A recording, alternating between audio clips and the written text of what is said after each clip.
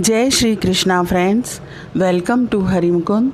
आइए आज श्रीमद् भागवत पुराण के 11वें स्कंद का 5वां अध्याय शुरू करते हैं। इसमें भक्तिहीन पुरुषों की गति और भगवान की पूजा विधि का वर्णन किया गया है। राजा निमि ने पूछा, योगीश्वरों, आप लोग तो श्रेष्ठ आत्मज्ञानी और भगवान के परम भक्त हैं।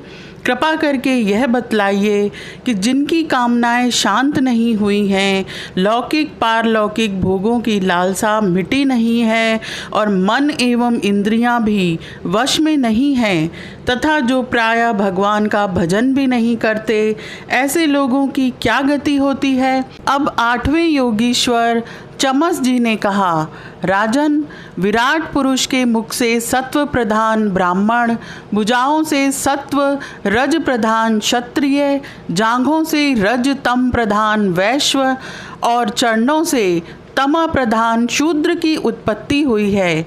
उन्हीं की जांघों से गृहस्थाश्रम, हृदय से ब्रह्मचर्य, वक्षस्थल से वानप्रस्थ और मस्तक से सन्यास, ये 4 आश्रम प्रकट हुए हैं। इन चारों वर्णों और आश्रमों के जन्मदाता स्वयं भगवान ही हैं। वही इनके स्वामी, नियंता और आत्मा भी हैं। इसलिए इन वर्ण और आश्रम में रहने वाला जो मनुष्य भगवान का भजन नहीं करता बल्कि उल्टा उनका अनादर करता है, वह अपने स्थान, वर्ण, आश्रम और मनुष्य योनि से भी छूट जाता है। उसका अधः पतन हो जाता है। बहुत सी स्त्रियां और शूद्र आदि भगवान की कथा और उनके नाम कीर्तन आदि से कुछ दूर पड़ गए हैं। वे आप जैसे भगवत भक्तों की दया के पात्र हैं। आप लोग उन्हें कथा कीर्तन की सुविधा देकर उनका उद्धार करें। ब्राह्मण, क्षत्रिय और वैश्य जन्म से, वेदाध्ययन से तथा यज्ञोपवीत आदि संस्कारों से भगवान के चरणों के निकट तक पहुंच चुके हैं। फिर भी वे वेदों का असली तात्पर्य न समझकर अर्थवाद में लगकर मोहित हो जाते हैं। उन्हें कर्म का रहस्य मालूम नहीं है। मूर्ख होने पर भी वे अपने को पंडित मानते हैं और अभिमान में अकड़े रहते हैं। वे मीठी मीठी बातों में भूल जाते हैं और केवल वस्तु शून्य शब्द माधुरी के मोह में पड़कर चटकीली भड़कीली बातें कहा करते हैं। रजोगुण की अधिकता के कारण उनके संकल्प बड़े घोर होते हैं। कामनाओं की तो सीमा ही नहीं रहती। उनका क्रोध भी ऐसा होता है जैसे सांप का। बनावट और घमंड से उन्हें प्रेम होता है। वे पापी लोग भगवान के प्यारे भक्तों की हंसी उड़ाया करते हैं। वे मूर्ख बड़े बूढ़ों की नहीं, स्त्रियों की उपासना करते हैं। यही नहीं, वे परस्पर इकट्ठे होकर उस घर गृहस्थी के संबंध में ही बड़े बड़े मंसूबे बांधते हैं, जहाँ का सबसे बड़ा सुख स्त्री सहवास में ही सीमित है। वे यदि कभी यज्ञ भी करते हैं तो अन्न दान नहीं करते, विधि का उल्लंघन करते और दक्षिणा तक नहीं देते। वे कर्म का रहस्य न जानने वाले मूर्ख केवल अपनी जीभ को संतुष्ट करने और पेट की भूख मिटाने, शरीर को पुष्ट करने के लिए बेचारे पशुओं की हत्या करते हैं। धन, वैभव, कुलीनता, विद्या, दान, सौंदर्य, बल और कर्म आदि के घमंड से अंधे हो जाते हैं तथा वे दुष्ट उन भगवत प्रेमी संतों तथा ईश्वर का भी अपमान करते रहते हैं। वेदों ने इस बात को बार बार दोहराया है कि भगवान आकाश के समान नित्य निरंतर समस्त शरीरधारियों में स्थित हैं। वे ही अपने आत्मा और प्रियतम हैं। परंतु वे मूर्ख इस वेदवाणी को तो सुनते ही नहीं और केवल बड़े बड़े मनोरथों की बात आपस में कहते सुनते रहते हैं। वेद विधि के रूप में ऐसे ही कर्मों के करने की आज्ञा देता है कि जिनमें मनुष्य की स्वाभाविक प्रवृत्ति नहीं होती। संसार में देखा जाता है कि मांस और मद्य की और प्राणी की स्वाभाविक प्रवृत्ति हो जाती है। तब उसे उसमें प्रवृत्त करने के लिए विधान तो हो ही नहीं सकता। ऐसी स्थिति में विवाह यज्ञ और सौत्रामणि यज्ञ के द्वारा ही जो उनके सेवन की व्यवस्था दी गई है, उसका अर्थ है लोगों की उच्छृंखल प्रवृत्ति का नियंत्रण, उनका मर्यादा में स्थापन। वास्तव में उनकी ओर से लोगों को हटाना ही श्रुति को अभीष्ट है। धन का एकमात्र फल है धर्म, क्योंकि धर्म से ही परम तत्व का ज्ञान और उसकी निष्ठा अपरोक्ष अनुभूति सिद्ध होती है और निष्ठा में ही परम शांति है। परंतु यह कितने खेद की बात है कि लोग उस धन का उपयोग घर गृहस्थी के स्वार्थों में या काम भोग में ही करते हैं और यह नहीं देखते कि हमारा शरीर मृत्यु का शिकार है और वह मृत्यु किसी प्रकार भी टाली नहीं जा सकती। सौत्रामणि यज्ञ में भी सुरा को सूंघने का ही विधान है, पीने का नहीं। यज्ञ में पशुओं का आलभन स्पर्श मात्र ही विहित है, हिंसा नहीं। इसी प्रकार अपनी धर्म पत्नी के साथ संभोग आज्ञा भी विषय भोग के लिए नहीं, धार्मिक परंपरा की रक्षा के लिए, निमित्त संतान उत्पन्न करने के लिए ही दी गई है। परंतु जो लोग अर्थवाद के वचनों में फंसे हैं, विषयी हैं, वे अपने इस विशुद्ध धर्म को जानते ही नहीं। जो इस विशुद्ध धर्म को नहीं जानते वे घमंडी वास्तव में तो दुष्ट हैं, परंतु समझते हैं अपने को श्रेष्ठ। वे धोखे में पड़े हुए लोग पशुओं की हिंसा करते हैं और मरने के बाद वे पशु ही उन मारने वालों को खाते हैं। यह शरीर मृतक शरीर है, इसके संबंधी भी इसके साथ ही छूट जाते हैं।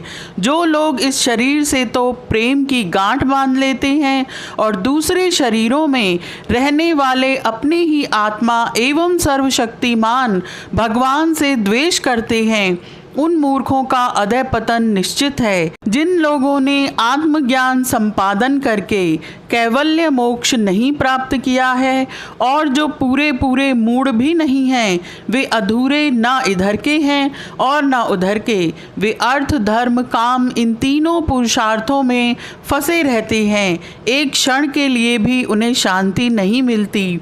वे अपने हाथों अपने पैरों में कुल्हाड़ी मार रहे हैं। ऐसे ही लोगों को आत्मघाती कहते हैं। अज्ञान को ही ज्ञान मानने वाले इन आत्मघातियों को कभी शांति नहीं मिलती। इनके कर्मों की परंपरा कभी शांत नहीं होती। काल भगवान सदा सर्वदा इनके मनोरथों पर पानी फेरते रहते हैं। इनके हृदय की जलन विषाद कभी मिटने का नहीं।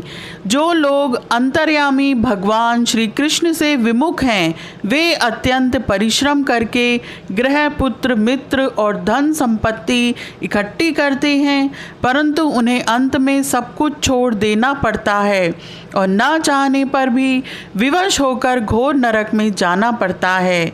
भगवान का भजन न करने वाले विषयी पुरुषों की यही गति होती है।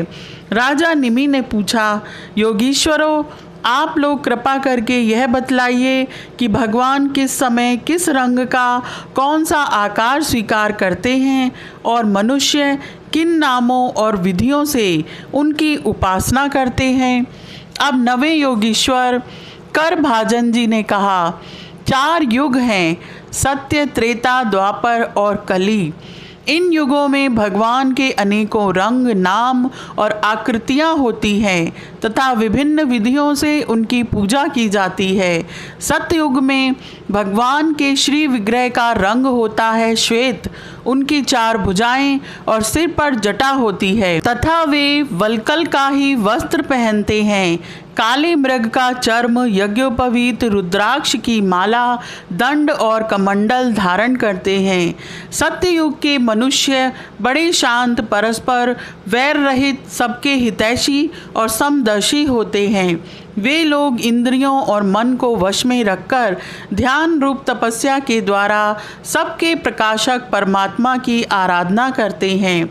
वे लोग हंस, सुपर्ण, वैकुंठ, धर्म, योगेश्वर, अमल, ईश्वर, पुरुष, अव्यक्त और परमात्मा आदि नामों के द्वारा भगवान के गुण, लीला आदि का गान करते हैं। त्रेता युग में भगवान के श्री विग्रह का रंग होता है लाल, 4 भुजाएं होती हैं और कटी भाग में वे 3 मेखला धारण करते हैं। उनके केश सुनहले होते हैं और वे वेद प्रतिपादित यज्ञ के रूप में रहकर श्रुक श्रुवा आदि यज्ञ पात्रों को धारण किया करते हैं। उस युग के मनुष्य अपने धर्म में बड़ी निष्ठा रखने वाले और वेदों के अध्ययन अध्यापन में बड़े प्रवीण होते हैं। वे लोग ऋग्वेद, यजुर्वेद और सामवेद रूप वेद त्रयी के द्वारा सर्ववेद स्वरूप देवादिदेव भगवान श्रीहरि की आराधना करते हैं। त्रेता युग में अधिकांश लोग विष्णु, यज्ञ, प्रश्निगर्भ, सर्वदेव, उरुक्रम, वृषाकपि, जयंत और उरुगाय आदि नामों से उनके गुण और लीला आदि का कीर्तन करते हैं। द्वापर युग में भगवान के श्री विग्रह का रंग होता है सांवला। वे पीताम्बर तथा शंख चक्र गदा आदि अपने आयुध धारण करते हैं। वक्षस्थल पर श्रीवत्स का चिन्ह, भृगुलता, कौस्तुभ मणि आदि लक्षणों से वे पहचाने जाते हैं। उस समय जिज्ञासु मनुष्य महाराजों के चिन्ह, छत्र, चंवर आदि से युक्त परम पुरुष भगवान की वैदिक और तांत्रिक विधि से आराधना करते हैं। वे लोग इस प्रकार भगवान की स्तुति करते हैं। हे ज्ञान स्वरूप भगवान वासुदेव एवं क्रिया शक्ति रूप संकर्षण, हम आपको बार बार नमस्कार करते हैं। भगवान प्रद्युम्न और अनिरुद्ध के रूप में हम आपको नमस्कार करते हैं। ऋषि नारायण महात्मा नर विश्वेश्वर विश्वरूप और सर्वभूतात्मा भगवान को हम नमस्कार करते हैं। द्वापर युग में इस प्रकार लोग जगदीश्वर भगवान की स्तुति करते हैं। अब कलयुग में अनेक तंत्रों के विधि विधान से भगवान की जैसी पूजा की जाती है उसका वर्णन सुनो। कलयुग में भगवान का श्री विग्रह होता है कृष्ण वर्ण यानी काले रंग का। जैसे नीलम मणि में से उज्ज्वल कांति धारा निकलती रहती है, वैसे ही उनके अंग की छटा भी उज्ज्वल होती है। वे हृदय आदि अंग, कौस्तुभ आदि उपांग, सुदर्शन आदि अस्त्र और सुनंद प्रभृति पार्षदों से संयुक्त रहते हैं। कलयुग में श्रेष्ठ बुद्धि संपन्न पुरुष ऐसे यज्ञों के द्वारा उनकी आराधना करते हैं जिनमें नाम, गुण, लीला आदि के कीर्तन की प्रधानता रहती है। वे लोग भगवान की स्तुति इस प्रकार करते हैं। हे प्रभु, आप शरणागत रक्षक हैं। आपके चरणारविंद सदा सर्वदा ध्यान करने योग्य, माया मोह के कारण होने वाले सांसारिक पराजयों का अंत कर देने वाले तथा भक्तों की समस्त अभीष्ट वस्तुओं का दान करने वाले कामधेनु स्वरूप हैं। वे तीर्थों को भी तीर्थ बनाने वाले स्वयं परम तीर्थ स्वरूप हैं। शिव, ब्रह्मा आदि बड़े बड़े देवता उन्हें नमस्कार करते हैं और चाहे जो कोई उनकी शरण में आ जाए उसे स्वीकार कर लेते हैं। सेवकों की समस्त आरती और विपत्ति के नाशक तथा संसार सागर से पार जाने के लिए जहाज हैं। महापुरुष, मैं आपके उन्हीं चरणार विंदों की वंदना करता हूँ। हे भगवान, आपके चरण कमलों की महिमा कौन कहे। राम अवतार में अपने पिता दशरथ जी के वचनों से देवताओं के लिए भी वांछनीय और दुस्त्यज राज्य लक्ष्मी को छोड़कर आपके चरण कमल वन वन घूमते फिरे। सचमुच आप धर्मनिष्ठता की सीमा हैं। अपनी प्रेयसी सीता जी के चाहने पर जानबूझकर आपके चरण कमल माया मृग के पीछे दौड़ते रहे। सचमुच आप प्रेम की सीमा हैं। मैं आपके उन्हीं चरणारविंदों की वंदना करता हूँ। इस प्रकार विभिन्न युगों के लोग अपने अपने युग के अनुरूप नाम रूपों द्वारा विभिन्न प्रकार से भगवान की आराधना करते हैं। इसमें संदेह नहीं कि धर्म, अर्थ, काम, मोक्ष सभी पुरुषार्थों के एकमात्र स्वामी भगवान श्री हरि ही हैं। कलयुग में केवल संकीर्तन से ही सारे स्वार्थ और परमार्थ बन जाते हैं। इसलिए इस युग का गुण जानने वाले सारग्राही श्रेष्ठ पुरुष कलयुग की बड़ी प्रशंसा करते हैं, इससे बड़ा प्रेम करते हैं।